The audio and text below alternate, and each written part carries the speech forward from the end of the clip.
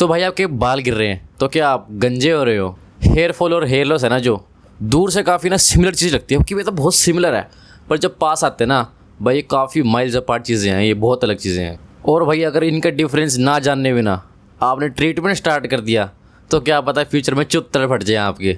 भाई जो ये हेयर फॉल है, जो ये टर्म है ना, ये हेयर फॉल, ये बंदे ने इतना कैजुअली फेंक देते हैं ना, तो इसका मतलब है क्या? भाई जो हेयर फॉल है ना उसका लिटरल मीनिंग है कि भाई बाल गिरना, जिसको भाई मेरा ज्ञानी भाई ना हेयर शेडिंग भी कह देता है। भाई हम सब के बाल रोज़ गिरते हैं, जो अपने स्वस्थ और तंदुरुस्त भाई है ना उनके 50-100 बाल तो भाई रोज़ गिर जाते हैं, मतलब कोई बड़ी बात नहीं है, नेचुरल है ये तो। भाई इंटरनेट पे इतनी फिर मोंग रही है ना, मेरे भाइयों को ये लगता है थोड़े से बाल गिर गए, ले भाई गंज पड़ गया, ले भाई उल्टे गिनती स्टार्ट, तू तो गया। भाइयों हेयर फॉल की बीमारी नहीं है, it's as natural as your favourite influencer का नेटी गार्ड। मतलब आपके सोना, ठीक है, ब्लिंक करना, वैसे नेचुरल प्रोसेस है हेयर शेड होना, कोई डरने की बात नहीं है इसमें। भाई अपने ना हेयर की साइकिल्स होती हैं, मतलब किसी ज़माने में आपने पढ़ा होगा सेल साइकिल, याद आ रहा है, G1 फेज़, S फेज़, फिर G2 फेज़, ठीक है, फिर मेटा फेज़ वगैरह आ जाते थे। वैसे ही हेयर्स की ना साइकिल होती है। तो भाई जो अपना स्काल्प है ना उसके ऊपर हर एक बाल अपनी इंडिविजुअल हेयर साइकिल फॉलो करता है। और भाई तुम्हारे सारे बाल है ना, सारे बाल, ठीक है, वो ना इकट्ठे हेयर साइकिल की किसी एक स्टेज में नहीं होंगे।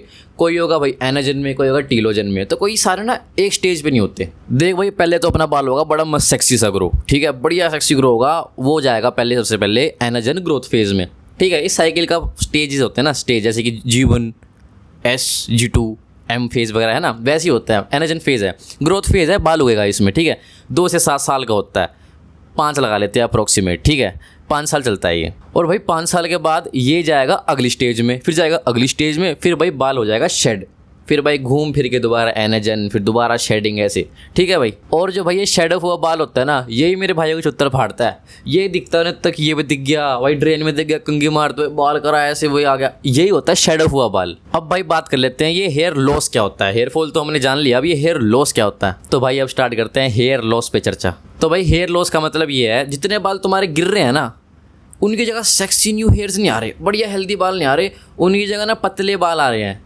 इसको मेरा ज्ञानी दोस्त सो कॉल्ड मिनिएचराइज्ड हेयर्स कहता है भाई। तो भाई लोग इसमें क्या होता है, इसमें बालों की ओवरऑल डेंसिटी के चित्र फटते हैं। भाई इसमें ना हेयर लाइन इवॉल्व होती है, बट जस्ट बैकवर्ड्स और ना रिवर्स गियर में पीछे जानी स्टार्ट हो जाता है। ये हेयर लाइन ये पीछे जानी स्टार्ट हो जाती है भाई। इसमें जो आपकी स्कैल्प है ना वो सी थ्रू हो जाती है और बंदे ना आपकी स्कैल्प को देख पाते हैं भाई। और भाई जो अपना क्राउन रीजन होता है ना, ये होता है क्राउन रीजन इधर भाई, इसका तो पूछो मत भाई, इसके तो भाई HD क्वालिटी में दिखता है क्राउन आपका पूरा, जो बंदा पीछे से देख रहा है उसको भी दिखता है भाई। तो मेरे भाई लोग टोपी पहनते छुपाने के लिए क्राउन एरिया, आपको तो पता होगा। तो भाई बिल्कुल सामान्य लैंग्वेज में बात बताऊँ ना, तो भाई जो हेयर फॉल में जो बाल गिर रहे हैं ना वो परमानेंट सौदा पानी नहीं है, वहाँ दोबारा सेक्सी हेल्दी बाल आ जाना। पर जो भाई हेयर लॉस होता है ना उसमें हेयर्स परमानेंटली कम हो जाते हैं और भाई सो कॉल्ड गंज पड़ गया, इसे कहते हैं भाई हेयर लॉस। अब तो मैंने ये तो बता दिया कि हेयर फॉल क्या है, हेयर लॉस क्या है। अब तुम कैसे पता लगाओगे कि तुम्हारे वाला कौन सा है? तो भाई इनमें ना बहुत सारे डिफरेंसेस है, मैं एक्सप्लेन करता हूँ। अगर भाई कंघी मारते टाइम पिल्लो पे, शावर की ड्रेन में तुम्हें बाल दिख रहे हैं, नॉट एन अब्सर्ड अमाउंट कि भाई ऐसे बाल का गुच्छा दे कि तुम्हारी चुत्तड़ी फट जाए, मतलब ऐसा ना हो तुम्हारे मतलब नॉर्मल शेडिंग पैटर्न होता है ना 50-100 बालों का, वैसा हो। और तुम्हारी शीशे में सेम लाइटिंग के अंदर, सेम लाइटिंग कह रहा हूँ, ध्यान रखना, सेम लाइटिंग के अंदर तुम्हें डेंसिटी लॉस ना दिखे कि हाँ भाई नोटिसेबल डेंसिटी लॉस नहीं है, तो भाई मोस्ट प्रोबेबली तुम्हें है हेयर फॉल, हेयर लॉस नहीं है भाई। अगर तुम्हारी हेयर पीछे जा रही है, ठीक है, पार्टिंग वाइड हो रही है, जो पार्ट करते हैं वो वाइड हो रही है, और तुम्हारा स्कैल्प विजिबल हो रहा है, या तुम्हारी पोनीटेल पतली होती जा रही है। मेरे अमृतसर के दोस्त मुझे बोलते रहते हैं कि भाई बाल पतले हो गए, चोटी पतली होगी, तो भाई इन सबसे समझ जाना कि तुम्हें हो रहा है हेयर लॉस, तुम्हें पड़ रहा है भाई गंज, मोस्ट प्रोबेबली भाई। तो भाई ये सारा ज्ञान तुम्हारे हुए मैंने मार दिया, अब ये बताता हूँ कि तुम क्या कर सकते हो। तो भाई स्टेप नंबर 1 तो यही है, अपना स्ट्रेस लेना और पैनिक करना छोड़ दो। अपना फालतू में कोर्टिसोल हाई कर रहे हो यार। देखो भाई हेयर फॉल हेयर लॉस नहीं होता, और भाई ऐसा भी नहीं है कि तुम हेयर लॉस हो गए तुम कुछ कर भी नहीं सकते। भाई सबसे पहले तो तुमने करनी है अपनी प्रॉब्लम को आइडेंटिफाई। एक बार करेक्टली आइडेंटिफाई हो जाए ना, फिर तुम अपनी प्रॉब्लम के बारे में सोल्यूशन सोच सकते हो। क्योंकि भाई अगर तुमने डायग्नोसिस ही गलत करा तो भाई तुम्हारे बालों के चुत्तर फटने में कुछ ज़्यादा टाइम नहीं लगने का। तो भाई कंक्लूजन क्या है इस वीडियो का? तो भाई मेरा इस वीडियो से यही गोल था कि तुम्हें पता चल जाए कि भाई हेयर फॉल में डिफरेंस और हेयर लॉस में क्या डिफरेंस है, ठीक है, ताकि तुम कंफ्यूज ना रहो।